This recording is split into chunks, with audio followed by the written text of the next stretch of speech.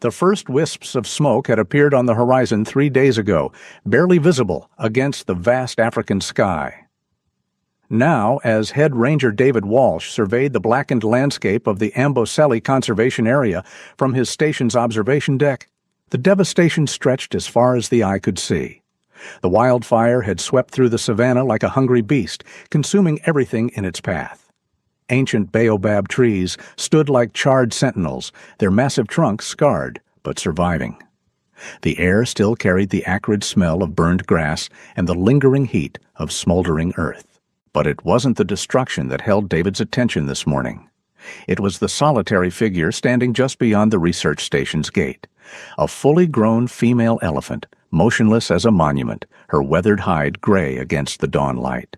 She had been there for 3 days. David rubbed his tired eyes, hoping the sight would resolve into something explainable. Sleep had been elusive since the fire, but this was no hallucination. The elephant stood approximately 30 meters from the compound's entrance, her massive head turned toward the main building, trunk extended in an almost pleading gesture. What disturbed David most wasn't just her presence. Elephants occasionally wandered near human settlements, but her behavior. She hadn't moved, not to forage, not to seek water, not even to shift her weight from one massive foot to another. For 72 hours, she had maintained her vigil, ignoring all attempts to encourage her departure. The research team had tried everything: loud noises, vehicle engines, even recorded predator calls. Nothing. She would briefly acknowledge their presence with a flick of her ears or a low rumble from deep in her chest, but then return to her strange, statue-like stance. Most unsettling were the sounds she made. Every few hours, a mournful trumpet would pierce the morning air, not the aggressive warning call of a threatened elephant, but something else entirely, something that spoke of loss and desperate searching. The sound raised the hair on David's arms and left the entire research team uneasy. Dr. Rebecca Walsh, the station's elephant behavior specialist, had arrived from Nairobi the previous evening. 20 years of studying African elephants had given her an almost supernatural ability to interpret their complex social signals and emotional states. As she approached the observation deck, her weathered field clothes and determined stride spoke of countless hours spent in elephant territory. Through her binoculars, Rebecca studied the lone female with the intensity of someone reading a vital message written in a foreign language. The elephant's posture, the angle of her head, the way she shifted her trunk, every detail provided clues to her emotional state. After 30 minutes of silent observation, Rebecca lowered her binoculars with a troubled expression. The elephant was lactating. The telltale swelling and moisture around her mammary glands were subtle but unmistakable to an expert eye. More significantly, her behavior exhibited every classic sign of maternal distress. The trunk movements weren't random. They were systematic searching motions. The periodic vocalizations weren't general calls but specific frequency patterns used for long-distance communication with offspring. Rebecca's realization hit like a physical blow. This wasn't an injured or confused elephant. This was a mother looking for her calf. The research team gathered in the station's main room as Rebecca shared her assessment. The implications were staggering. If a calf was missing, it could be anywhere within a 50-kilometer radius. Newborns could survive perhaps 3 days without nursing, older calves slightly longer, but in the post-fire landscape with limited water sources and scattered food, time was running out. David coordinated search efforts while Rebecca continued monitoring the mother's behavior. Teams spread out in concentric circles from the station, looking for any sign of a young elephant. They checked water holes, rocky outcrops, and dense vegetation patches where a frightened calf might take refuge. Hours passed with no discoveries. As the second day wore on, the mother elephant's distress became more apparent.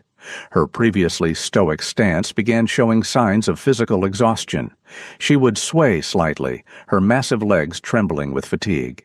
Yet she refused to leave her post, as if convinced that her child was somehow connected to this place. Night fell with no progress. The research team worked in shifts, maintaining surveillance while continuing the search by spotlight. The mother's calls had become more frequent, more urgent. Each trumpet seemed to echo across the scorched landscape like a prayer cast into the darkness. It was Rebecca who suggested reviewing the station's security footage from the night of the fire. The digital surveillance system had multiple cameras positioned around the compound's perimeter, primarily for wildlife monitoring and security purposes. If the calf had passed through the area during the chaos, there might be evidence. The first several hours of footage showed only the orange glow of approaching flames and smoke obscuring much of the view. Animals fled in various directions: zebra, antelope, smaller mammals, all streaming away from the fire's path. Then at 2:17 a.m., on the night of the blaze, a small shadow moved across the frame of Camera 3, positioned near the equipment storage building. David adjusted the playback speed, enhancing the digital image as much as possible. There, a young elephant, perhaps 2 years old, running in obvious panic. The calf appeared disoriented, stopping and starting, looking around frantically. In the background, larger elephants could be seen moving rapidly westward, but this youngster had somehow become separated from the group. The footage showed the calf approaching the storage building, a concrete structure used to house sensitive research equipment and supplies. The building's entrance door, normally secured, appeared to be standing open, likely blown ajar by the intense winds that accompanied the fire front. The terrified young elephant, seeking refuge from the flames and smoke, had run directly inside. The next frame showed empty ground. The calf had disappeared into the building. Rebecca felt her heart sink as she realized what had happened. The building's door, equipped with a spring-loaded mechanism designed to automatically close during windstorms, had sealed shut behind the calf. For 3 days, while the mother maintained her desperate vigil outside, her offspring had been trapped just 50 meters away. The rescue team assembled quickly, but approached with extreme caution. Young elephants could be dangerous when frightened, and there was no predicting the calf's condition after 3 days without food or water.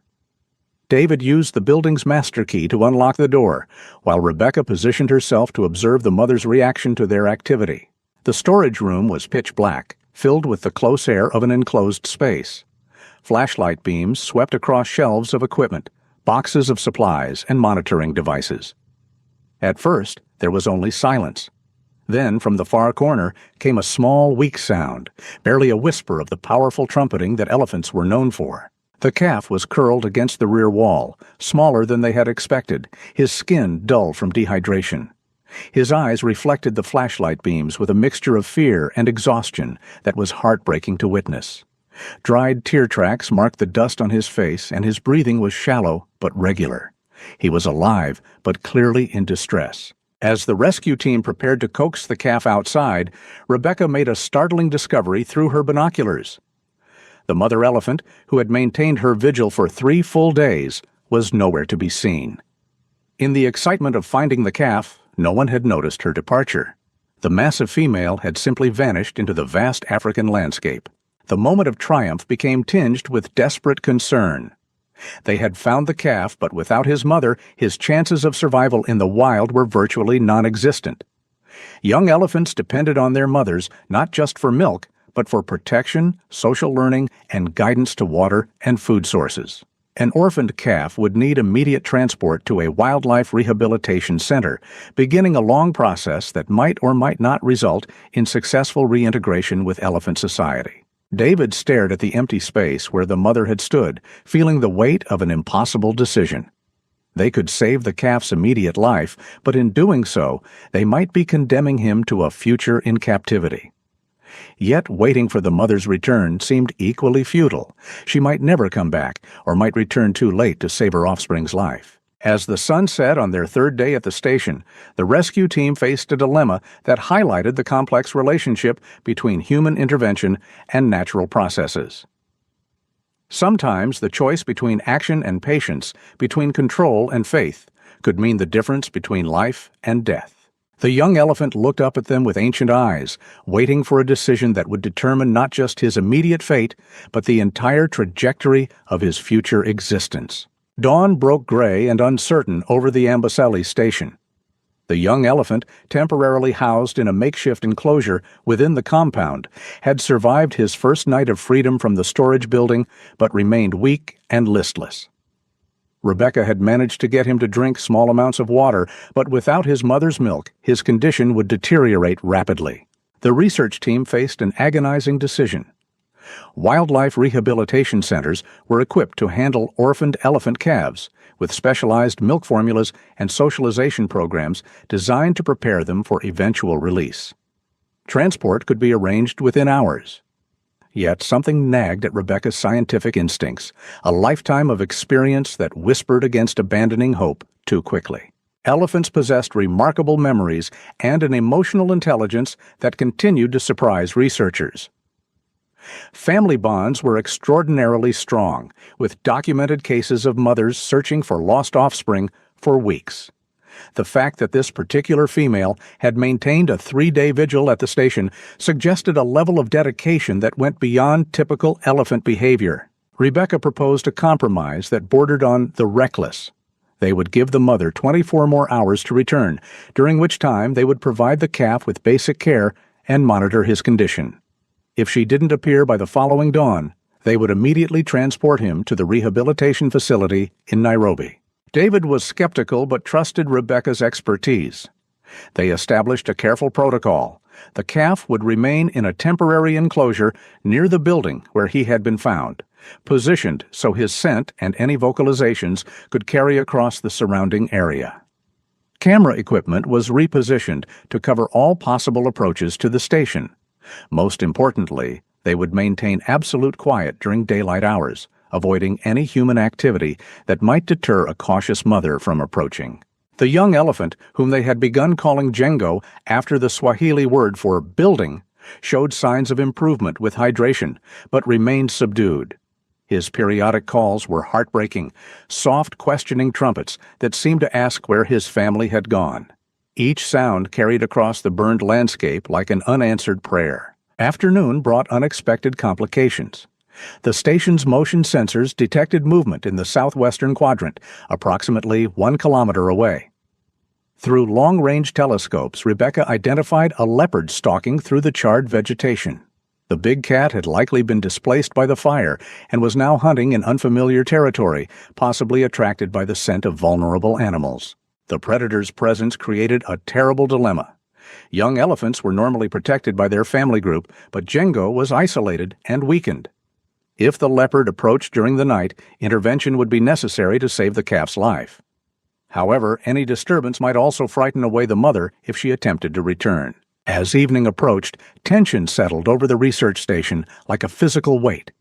The team maintained watch and shifts, balancing vigilance against the leopard threat with the need to remain unobtrusive. Rebecca positioned herself in the observation tower with night vision equipment, while David monitored the perimeter sensors from the control room. The first sign of trouble came at 11:47 p.m. Motion detectors picked up movement approximately 200 meters from Jengo's enclosure. Through infrared imaging, Rebecca could see the distinctive outline of a large cat moving with predatory patience. The leopard had indeed been drawn to the area, likely by the scent of the young elephant. The next hour passed in agonizing slow motion.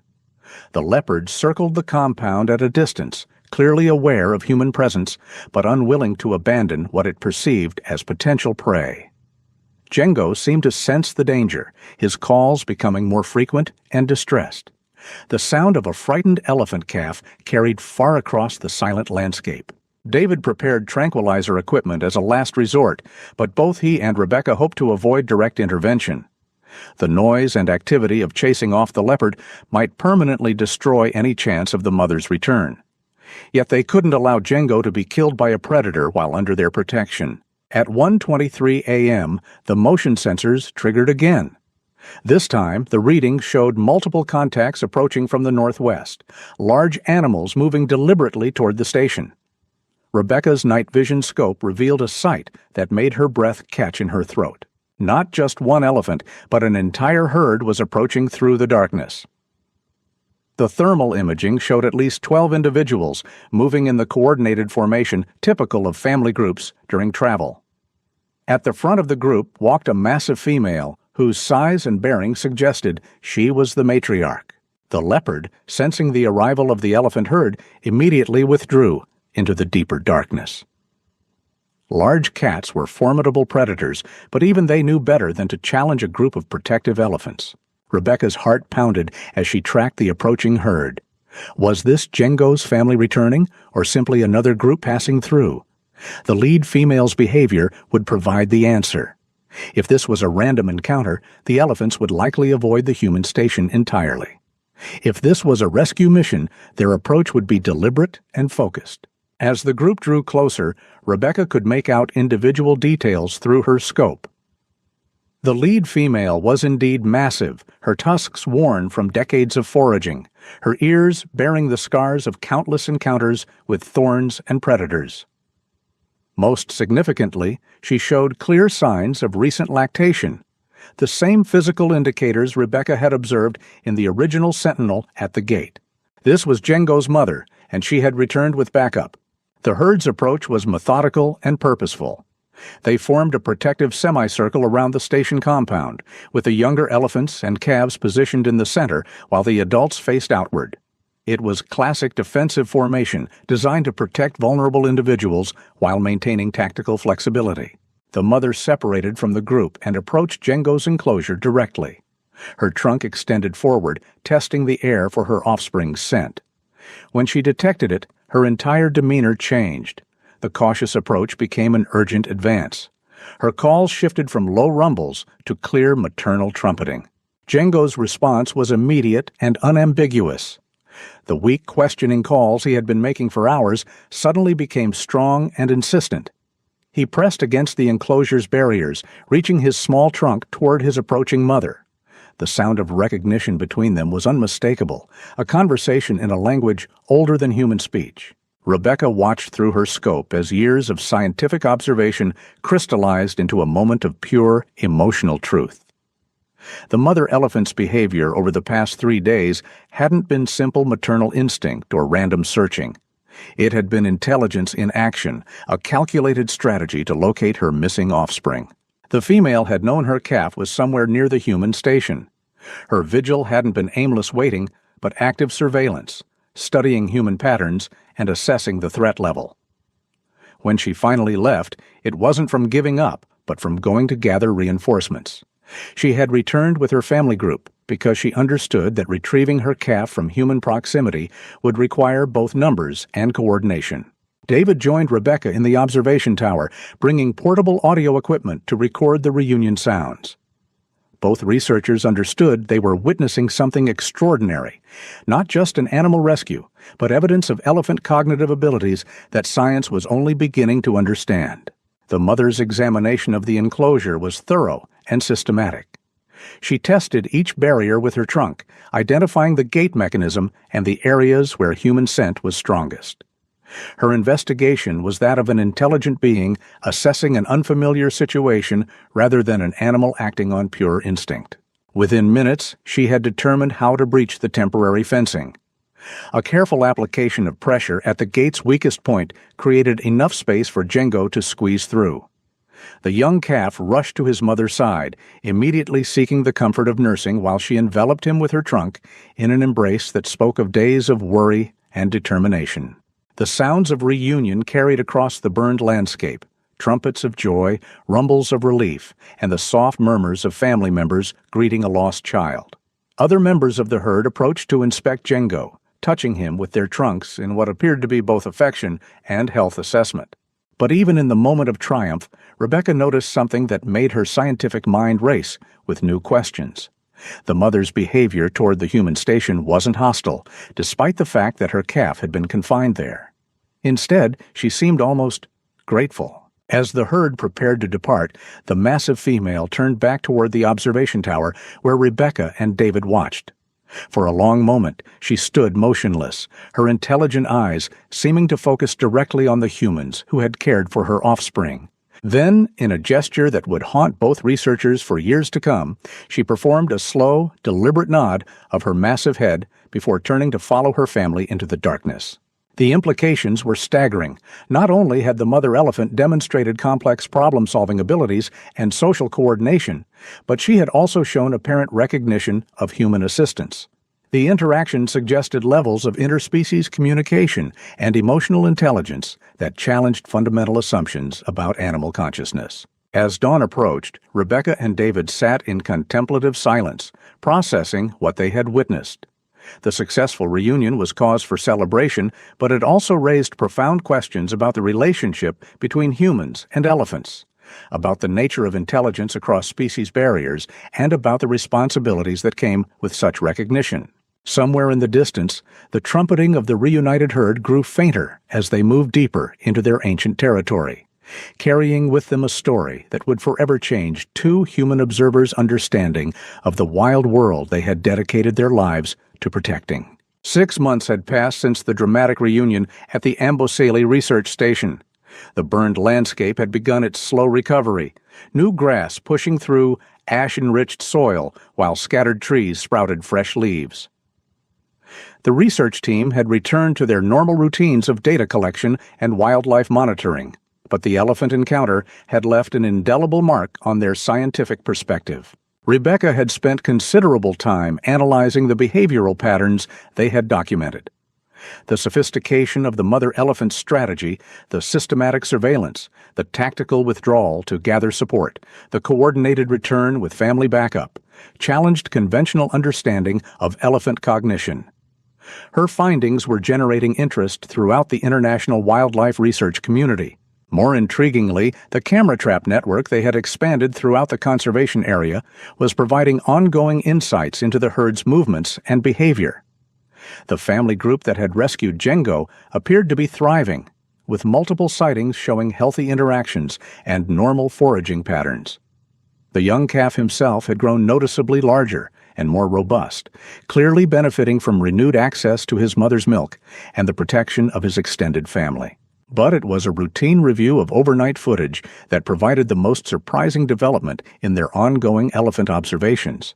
David was scanning through digital files from Camera Station 7, positioned near the seasonal waterhole known as Kimana Springs, when he noticed unusual nighttime activity. The timestamp showed 3:42 a.m., well past the normal evening drinking period when most elephants visited water sources. A single adult female had approached the spring alone, which was itself unusual behavior for a typically social species. As David enhanced the image quality and tracked the elephant's movements, he realized this was the same massive female who had orchestrated Django's rescue. The distinctive scar pattern on her left ear and the particular shape of her tusks were unmistakable, but her behavior was puzzling. Instead of drinking, she was performing what appeared to be a systematic search of the area around the spring. Her trunk moved methodically across the ground surface, following patterns that seemed deliberate rather than random. After several minutes of this behavior, she collected something in her trunk, something too small to identify clearly in the infrared footage, and carried it to the spring's edge. David called Rebecca to review the footage together. Both researchers watched in fascination as the female elephant performed what could only be described as a ritualistic behavior. She placed the unidentified object at the water's edge, then stood silently for nearly 10 minutes before retrieving it and departing into the darkness. The behavior was repeated on 3 subsequent nights, always by the same female, always following identical patterns. On the 4th night, she was accompanied by 2 other adults, who observed but did not participate in the mysterious ritual. By the end of the first week, the entire herd was present, forming a respectful circle while their matriarch performed her nightly ceremony. Rebecca's excitement was palpable as she began developing theories about what they were witnessing.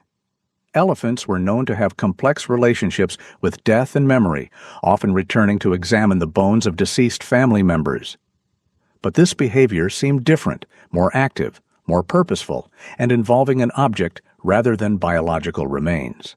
The breakthrough came when Rebecca decided to visit the spring during daylight hours to examine the site where the ritual took place. What she found there challenged everything she thought she knew about elephant intelligence and memory. Partially buried in the soft mud at the water's edge was a small, weathered device that she immediately recognized. It was an identification tag from the research station's equipment room, the same room where Django had been trapped during the fire. The tag had somehow become detached and carried away, either by the calf himself or during the rescue operation. The implications were staggering. The mother elephant hadn't simply rescued her offspring and moved on. She had recovered physical evidence of their shared experience and was returning to a significant location to engage with that memory. The behavior suggested not just intelligence, but something approaching what humans might recognize as commemorative or even spiritual activity. Rebecca's theory gained support when she researched the specific location of the ritual. Kimana Springs wasn't just any water source. It was the place where this particular herd had been observed during several previous research seasons.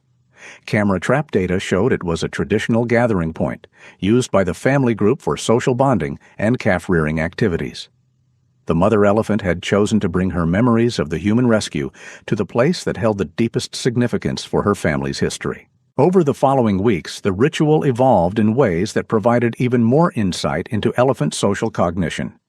Other members of the herd began participating, each approaching the buried tag and examining it with their trunks.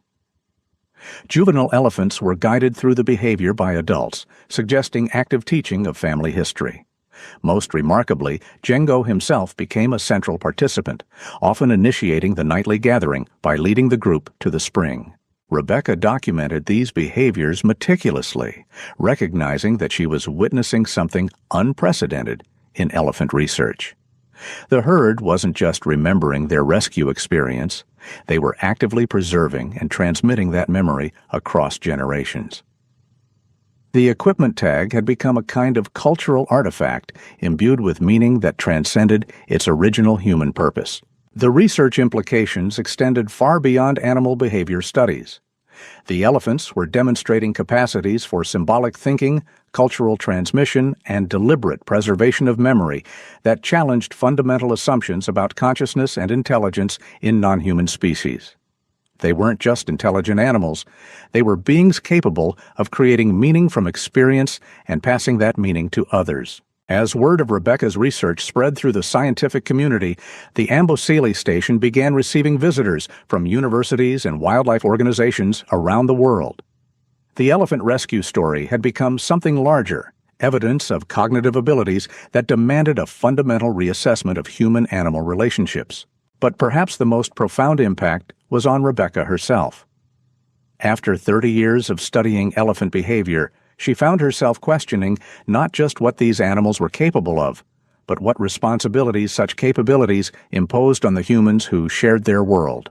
If elephants could remember kindness, form complex social memories, and create cultural meaning from interspecies interactions, then every human decision affecting their welfare carried weight that extended far beyond immediate conservation concerns.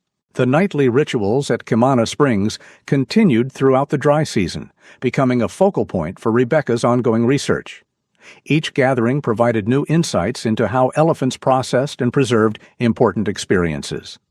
The behavior was teaching science new lessons about memory, culture, and the depth of emotional life in intelligent animals. More practically, the discoveries were influencing conservation strategies throughout East Africa.